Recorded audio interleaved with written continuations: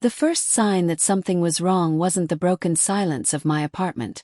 It was the smell. Burnt coffee and my mother's lavender hand cream hung in the air like a ghost that hadn't realized it was dead yet.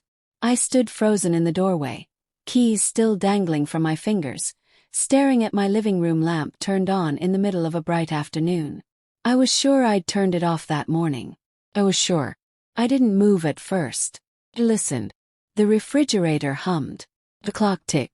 My heart slammed so hard against my ribs I thought it might give me away, as if whoever had been here was still hiding, holding their breath the way I was. "Hello." My voice cracked, thin and useless. No answer. I stepped inside slowly, every instinct screaming that this wasn't normal. My couch pillows were rearranged, neater, tighter, the way my mother liked them. The framed photo of my wedding, which I'd finally shoved into a drawer 2 weeks ago after my husband moved out, was back on the shelf, front and center. Like a judgment. That's when I knew. My mom still had the spare key. I'd forgotten about it. Not because it wasn't important, but because forgetting had been my survival skill lately. After the divorce papers were filed, after I lost my job when the company downsized, after the nights I cried into a towel so the neighbors wouldn't hear, I'd stopped keeping track of anything that reminded me of her. My mother, who believed boundaries were a personal insult. My mother, who said she only wanted what was best for me, while tearing my life apart to make it look like hers. I dropped my bag and walked into the bedroom. My closet door was open. Clothes hung rearranged by color.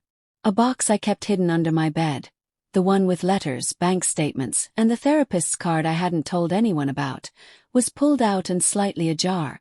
My chest tightened. She hadn't just come in. She'd searched. I sat on the edge of the bed, hands shaking, memories flooding in uninvited. Her reading my diary when I was 16. Her calling my ex-husband behind my back, telling him I was unstable. Her crying to relatives about how ungrateful I was, how I'd abandoned her by moving out at 32 like a criminal escaping a sentence. I pulled out my phone and scrolled through missed calls. 3 from her. 1 voicemail. I didn't play it. I already knew what it would say. I was worried. You weren't answering. I had no choice.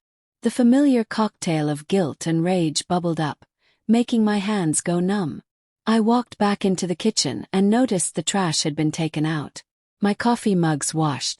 A grocery receipt lay folded neatly on the counter. Items I never bought anymore. Decaf tea. Low-sodium soup. She was trying to reclaim me.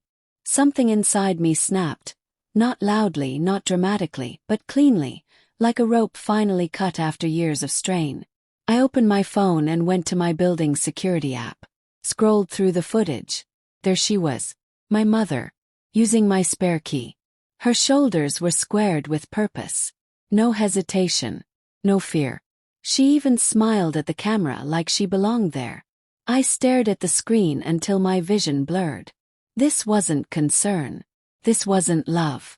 This was control. For years I'd excused it. Told myself she was lonely. That she meant well. That if I just explained myself better, if I just tried harder, she'd finally see me as a person instead of an extension of herself. But sitting there, alone in the apartment I paid for with money I scraped together after everything fell apart, I realized something terrifying and freeing at the same time. She would never stop. Unless I did. I didn't call her. I didn't text. I called the non-emergency police line instead. My voice shook as I explained. My hands trembled as I emailed the footage. The officer was calm, professional, and asked a question no one had ever asked me before. Do you feel safe? The silence after that question felt heavier than any scream. I don't know, I whispered. That night, I slept with the lights on and my phone clutched to my chest. Somewhere between fear and resolve, I knew I'd crossed a line I couldn't uncross. And the next knock on my door wouldn't be gentle. The police knocked 3 days later, and this time my mother wasn't behind the door. It was. They asked me to recount everything. I told them about the key, the footage, the history, the way she showed up unannounced, called my employers, contacted my ex-husband, read my private documents. I heard myself say things out loud that I'd spent years minimizing in my own head. When I finished, the officer nodded slowly. "This qualifies as unlawful entry," he said. "And harassment." Harassment. The word hit harder than I expected. Because suddenly it wasn't just my feelings. It was reality. My mother didn't see it that way. She called me screaming after the police contacted her. Left voicemails that swung wildly between sobbing apologies and venomous threats. She told me I was heartless, ungrateful, that I was trying to ruin her life. "You owe me," she hissed in one message. "After everything I've done for you." I listened to them once. Then I saved them. The restraining order hearing was scheduled 2 weeks later. 2 weeks of panic attacks, of questioning myself, of nearly backing out because she's still my mother. But then I remembered standing in my apartment, realizing my safe place wasn't safe. In the courtroom, she sat across from me, eyes red, lips pressed into a familiar disappointed line. She didn't look sorry. She looked betrayed, like I'd broken a rule she'd never admit existed. When the judge asked why she entered my apartment without permission, she said, "I was worried about my daughter." I swallowed hard. When it was my turn, my voice shook. But I didn't stop. I told the truth. About the divorce, the job loss, the therapy, the fear, the constant feeling of being watched, managed, corrected. "I'm not cutting her off because I hate her," I said. "I'm doing this because I finally want to live without being afraid in my own home." The restraining order was granted. When the gavel came down, something inside me broke and healed at the same time. Outside the courthouse, my mother stared at me like she was seeing a stranger. Maybe she was. "This isn't over," she said quietly. I believed her. Because some wars don't end when you win. They end when you survive what comes next.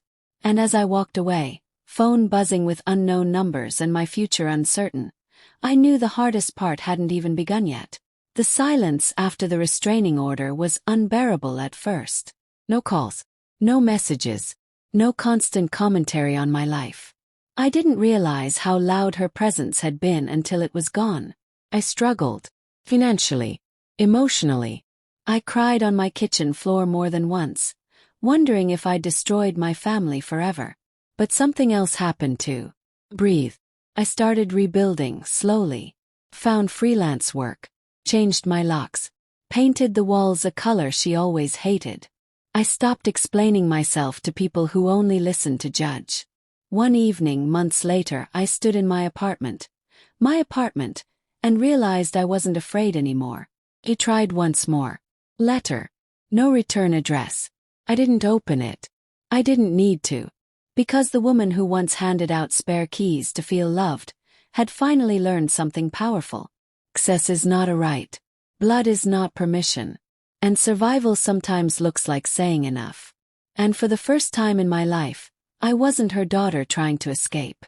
I was myself, finally free.